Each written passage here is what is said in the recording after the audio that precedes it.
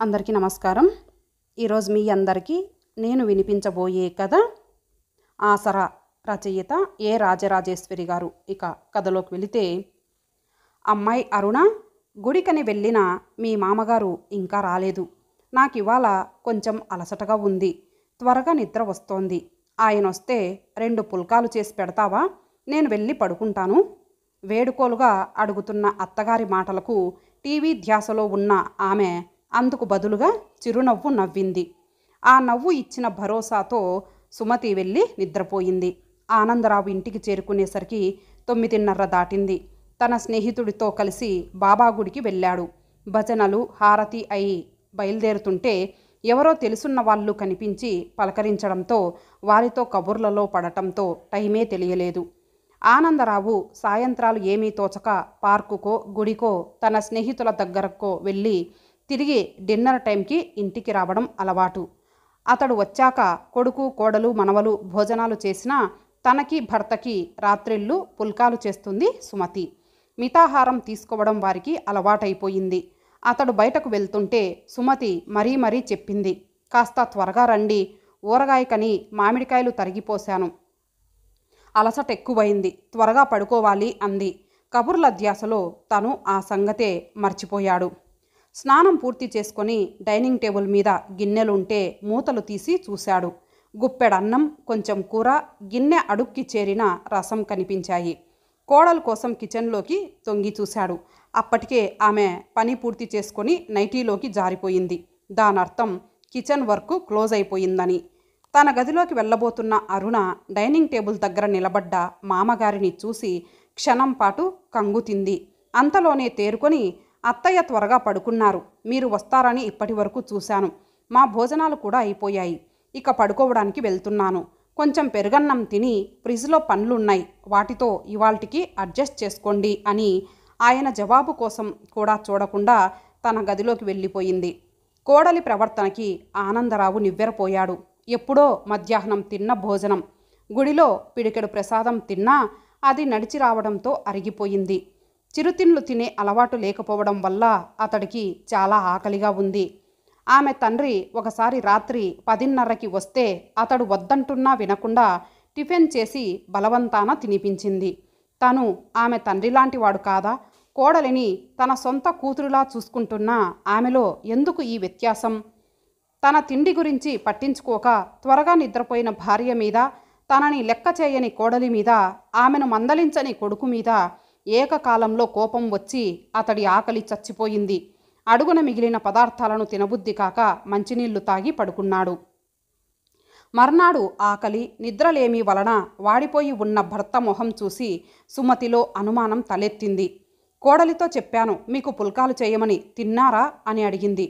అతడు జవాబివ్వక మౌనం వహించడంతో జరిగింది అర్థమయ్యి ఆమెలో ఆగ్రహం కట్టలు తెంచుకుంది.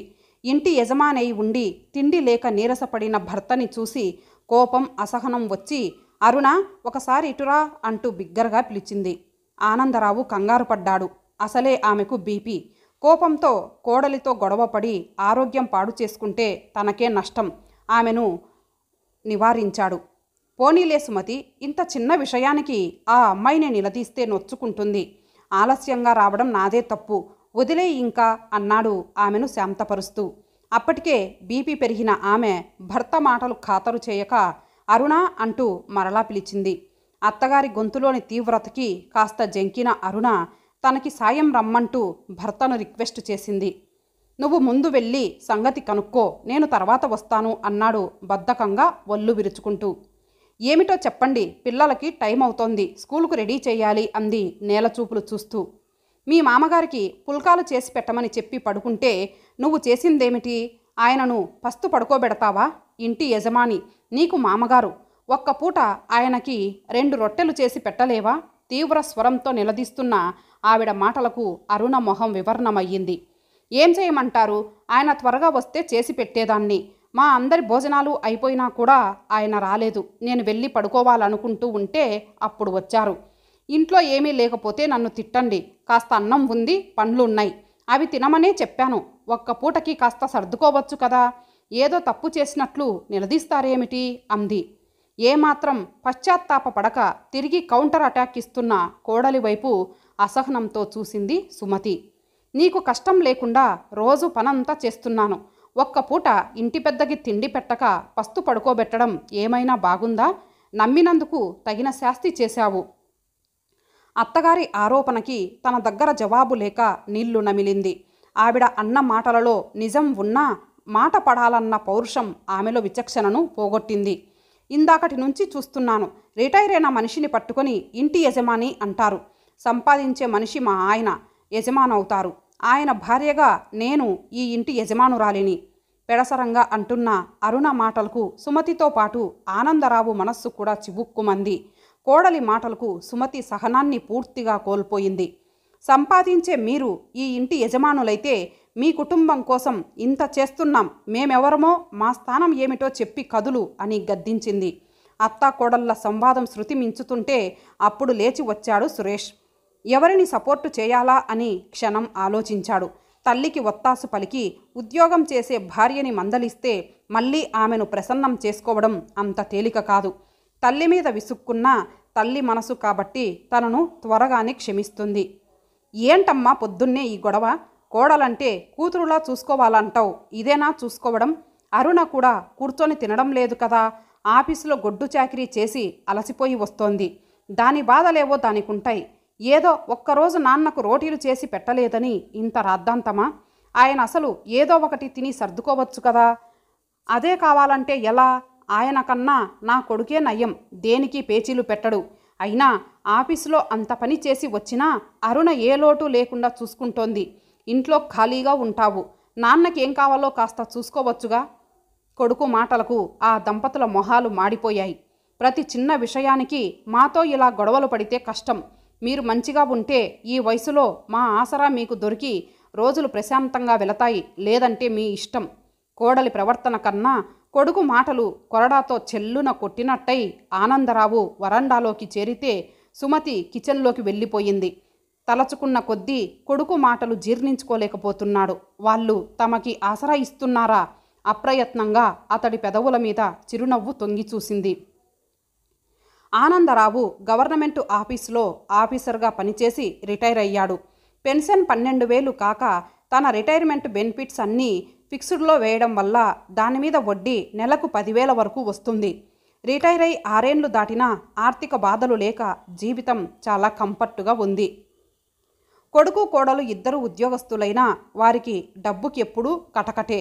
హౌసింగ్ లోన్ తీసుకొని మంచి లొకాలిటీలో అపార్ట్మెంటు కొనడం వలన వారి జీతాల్లో సింహభాగం లోన్ కటింగుకి పోతుంది. మిగిలిన జీతం జీవిత బీమా పాలసీలు, పిల్లల చదువులు, కాస్మెటిక్స్, విలాసాలు, వినోదాలకు ఖర్చయిపోతుంది. వారు చెప్పకపోయినా పరిస్థితి గ్రహించుకున్న ఆనందరావు కుటుంబ బాధ్యతను తన చేతుల్లోకి తీసుకున్నాడు. పని మనిషి, పాలు, కిరాణా, కూరలు, పండ్లు అన్నీ అతడు భరించడంతో ఇప్పటి వరకు జీవితం తనిస్తున్న ఆసరాతో ఎటువంటి ఒడిదుడుకులు లేకుండా గడిచిపోతోంది. వారికి తామిస్తున్న ఆసరా గుర్తించక వారేదో తమకి ఆసరాగా ఉన్నట్లు మాట్లాడడం అతడిలోని కోపం అవధులు దాటింది. తనకొచ్చే డబ్బులకి తను భార్య ఎక్కడున్నా ఇంతకన్నా దర్జాగా సుఖంగా ఉండగలరు. కనీసం తన భార్యకి అంతమందికి వండి వార్చే పని తప్పుతుంది. దీర్ఘాలోచనలో ఉన్న అతడి దగ్గరకు సుమతి వచ్చి కూర్చుంది. ఆసరికే ఎక్కడి వాళ్ళు అక్కడికి వెళ్ళిపోవడంతో ఇల్లంతా నిశ్శబ్దంగా ఉంది. పాపిష్టి దాన్ని కోపం ఆపుకోలేక ఏదో వాగి మిమ్మల్ని కూడా మాటలు పడేలా చేశాను, నన్ను క్షమించండి అంది చెమరుస్తున్న కళ్ళను ఒత్తుకుంటూ. అతడు ఆమె తల నిమురుతూ, నీ తప్పేముంది పిచ్చిదానా? ఈ సంఘటనతో కొడుకు ప్రేమ, కోడలి మనసు రెండూ తెలుసుకోగలిగాము. మన బట్టలు సర్దు, కొన్నాళ్ళు ఎటైనా తిరిగి మన జీవితాలు సుఖంగా మనశ్శాంతిగా గడిచే మార్గం ఆలోచిద్దాం. 4 రోజులు ఆగండి, ఊరగాయ కలిపాక వెళదాం. అయినా ఇంత సడన్గా వెళ్ళిపోతామంటే అంతా ఇబ్బంది పడతారు అంది. సుమతి వైపు చిరాకు పడుతూ చూశాడు. మరేం పర్వాలేదు, కోడలు తెలివైంది. మన అండ లేకపోయినా సమర్థించుకు రాగలదు. అడ్డు చెప్పక రేపే మన ప్రయాణం అన్నాడు. ఇక ఏం చెప్పినా అతడింక వినడనుకొని లేచి తమకి కావలసిన బట్టలు వస్తువులు సర్దింది. తల్లిదండ్రుల ఆకస్మిక ప్రయాణం గురించి విన్న అరుణ, సురేష్లు మొహామొహాలు చూసుకున్నారు. ఇంత సడన్గా ఊరికెళ్తామంటే ఎలా? పిల్లలకి ఇబ్బంది, వాళ్ళ సెలవుల్లో వెళ్దురు గాని అన్నాడు సురేష్. తాము వెళ్ళిపోతే తన పిల్లలకు ఇబ్బంది అంటున్నాడే కానీ తనని మిస్ అవుతామన్న ఫీలింగ్ లేని కొడుకు వైపు భావరహితంగా చూశాడు. మేము వెళ్ళాలన్న నిర్ణయం జరిగిపోయింది అన్నాడు ముక్తసరిగా. అత్తగారు ఊరు వెళ్తుందంటే అరుణ గుండెల్లో రాయి పడింది. ఏ మాటకదే చెప్పుకోవాలి. అంత పని ఆవిడే చూసుకోవడంలో అరుణకి ఏ కష్టం ఉండదు. త్వరగా వచ్చేయండి, ఊరగాయ కూడా కలపకుండా వెళ్ళిపోతున్నారు అని గొనుగుతూనే ఉంది. 10 రోజుల పాటు పుణ్యక్షేత్రాలు తిరిగాక ఇక ఇంటికెళ్ళిపోదామండి. అబ్బాయి ఇప్పటికే త్వరగా రమ్మని 4 సార్లు ఫోన్ చేశాడు. కోడలు కూడా త్వరగా రమ్మని చెబుతోంది అంది సుమతి. ప్రయాణంలో ఉన్నాము కాబట్టి వాళ్ళకి మన క్షేమం ఉనికి తెలియజేశాం. ఇప్పుడు మా ఫ్రెండ్ గిరి ఉండే చోటుకు వెళ్తున్నాం. నా సెల్ సిమ్ కార్డు నెంబర్ మార్చేశాను. ఇక ముందు వాళ్ళు మనకి ఫోన్ చేసే అవకాశం ఉండదులే. ఎప్పుడైనా మనమే ఫోన్ చేద్దాం. ఇలా కొన్నాళ్ళు దూరం ఉన్నామంటే ఎవరి ఆసరా ఎవరికి అవసరమో ముందు ముందు తెలుస్తుంది వాళ్ళకి అన్నాడు. ఆనందరావు స్నేహితుడు గిరి విజయవాడ జాతీయ రహదారి నుండి 3 కిలోమీటర్ల లోపలికి వృద్ధాశ్రమం స్థాపించాడు. ఆహ్లాదంగా ప్రశాంతంగా ఉంటుంది. వారి వారి తాహతుకు తగ్గట్టు స్పెషల్ రూమ్స్, కామన్ రూములు, షేరింగ్ రూమ్లు వాడుకోవచ్చు. ఉదయాన్నే వ్యాహ్యాలి, యోగా, భజనలు ఉంటాయి. బలవర్ధకమైన పోషకాహారంతో పాటు జీవన సంధ్యలోకి వాలిపోయిన సమవయస్కుల కష్ట సుఖాలు, అనుభవాలు ఒకరికొకరు పంచుకుంటూ తమకున్న మానసిక శారీరక రుగ్మతలు అన్నిటినీ మర్చిపోయి చాలా ఉల్లాసంగా గడపసాగారు. 1 తారీఖు రావడంతో అరుణ, సురేష్ల పని కుడితిలో పడ్డ ఎలుకలా అయ్యింది. ఖర్చుల ఊబిలో నుండి ఎలా బయటపడాలో అర్థం కాక గిలగిల్లాడసాగారు. తాము కట్టాల్సిన ఫీజులు, బిల్లులు అన్నీ భయపెడుతూ నిద్ర లేకుండా చేస్తున్నాయి. తమకి సెల్ఫోన్లు ఉన్నా కాలర్ ఐడి లేని ల్యాండ్ ఫోన్కి సుమతి ఫోన్ చేసి తమ యోగక్షేమాలు కనుక్కొని పెట్టేస్తోంది. త్వరలో వస్తామన్న జవాబు తప్ప ఎక్కడి నుండి ఫోన్ చేసేది కూడా తెలియనివ్వడం లేదు. తల్లి, తండ్రి తామన్న మాటలకు అలిగి ఇల్లు వదిలి వెళ్ళిపోయారన్న విషయం అప్పటికి గ్రహింపుకొచ్చింది. వారి పట్ల తమ అమానుష ప్రవర్తనకి సిగ్గుపడ్డాడు. తమ ఆసరా లేకపోతే మీరు బ్రతకలేరని అవమానించారు. వారి ఎడబాటు తన కళ్ళని పూర్తిగా తెరిపించింది. ఎవరి ఆసరా ఎవరికి అవసరమో జ్ఞానోదయం కలిగించింది. అప్పటికే అరుణ ఇంటి పనితో, పిల్లల చాకిరీతో పూర్తిగా డీలా పడిపోయింది. అత్తగారు లేని లోటు ప్రతిక్షణం వెక్కిరిస్తుంటే ఆవిడ రాక కోసం ఎదురు చూసే స్థితికి చేరుకుంది. మామగారి పట్ల తన ప్రవర్తనకి సిగ్గుపడింది. తనని తన బిడ్డలా ఆదరించే వారి పట్ల మనసు కష్టపెట్టింది. వారి ఉనికి తెలిస్తే క్షమించమని బ్రతిమాలి ఇంటికి తీసుకురావాలని ఆకాంక్షించసాగారు. వారి నెంబర్ ఎలా తెలుసుకోవాలోనని తీవ్రంగా ఆలోచించిన అరుణ నవ్వుతూ చెప్పింది. వారి నెంబర్ తెలియడం ఇష్టం లేక మన ల్యాండ్ ఫోన్కి చేస్తున్నారు. బజార్కెళ్ళి కాలర్ ఐడి సౌకర్యం ఉన్న ఫోన్ తీసుకురండి. ఎల్లుండి మీ పుట్టినరోజు, మీకు తప్పక ఫోన్ చేస్తారు. ఆ నెంబర్ను బట్టి వారెక్కడున్నది తెలిసిపోతుంది. భార్య తెలివికి, ఆమెలోని మార్పుకి సురేష్ సంతోషపడిపోతూ ఫోన్ తెచ్చిపెట్టాడు. తన పుట్టినరోజు నాడు తల్లిదండ్రులు తనకి శుభాకాంక్షలు చెప్పాక ఆ ఫోన్ నెంబర్ ఈజీగా ఐడెంటిఫై చేశాడు. అది గిరి అంకుల్దని. అమ్మా నాన్నలు వృద్ధాశ్రమంలో ఉన్న సంగతి జీర్ణించుకోలేకపోయాడు. ఎలాగైనా వారి కాళ్ళ మీద పడైనా సరే ఇక్కడికి తీసుకువస్తాను. వారి మనసు నొప్పించక ఇకనైనా వారిని బాగా చూసుకో అన్నాడు. మీరు ఒక్కరే వెళితే కుదరదు, నేను పిల్లలు కూడా వస్తాం. అప్పుడే వారు పూర్తిగా కరుగుతారు. మనవల కోసమన్నా మన వెంట వస్తారు అన్న అరుణ సలహా నచ్చి అంతా కలిసి కారులో బయలుదేరారు. తమ వయస్సు వారితో పిచ్చాపాటి మాట్లాడుతున్న సమయంలో ఎదురుగా కొడుకు, కోడలు, మనవలు వచ్చి నిలబడేసరికి ఆశ్చర్యపోయారు ఆనందరావు దంపతులు. తమని అందరూ చూస్తున్నారన్న స్పృహ కూడా లేకుండా, ఏం పనిది నాన్న, మా మీద అడిగి వచ్చేయడం ఏం బాగాలేదు. మా వలన తప్పులుంటే చెంపలు వాయించి బుద్ధి చెప్పే హక్కు మీకుంది. అంతేకాని ఇలా మా నుండి దూరంగా పారిపోతే భరించలేం. దయచేసి మా తప్పులు క్షమించి మాతో వచ్చేయండి అన్నాడు ప్రాధేయపడుతూ. అరుణ అత్తగారిని చుట్టుకుపోయింది. సారీ అత్తయ్య, మిమ్మల్ని బాధపెట్టి చాలా తప్పు చేశాను. ఇంకెప్పుడు మిమ్మల్ని కష్టపెట్టను. నా మూర్ఖత్వాన్ని క్షమించి మనింటికి వెళ్దాం పదండి అంది ఏడుపు గొంతుతో. ఈరోజు నా పుట్టినరోజు. మీరు నా మాట కాదనక నన్ను సంతోషపెడతారనే ఆశిస్తున్నాను అన్నాడు కొడుకు తండ్రితో. పౌరుషం, పట్టుదల కలిగి వారికి దూరమయ్యారు. కానీ వారిని చూడగానే నిప్పు తగిలిన వెన్నలా వారి మనసులు కరిగిపోయాయి. సరైన ఆలనా పాలనా లేక చిక్కిపోయిన మనవల మీద ప్రేమ పొంగుకొచ్చింది. కొన్నాళ్ళు మార్పు కోసమని ఇక్కడికి వచ్చాం. మిమ్మల్ని వదిలి మేము మాత్రం ఉండగలమా అంటూ తను కొత్తగా కొనుక్కున్న చేతి కర్రని ఊతంగా చేసుకొని నడవబోతున్న అతడి చేతిలోని ఆ కర్రను లాక్కొని దూరంగా పారేశాడు సురేష్.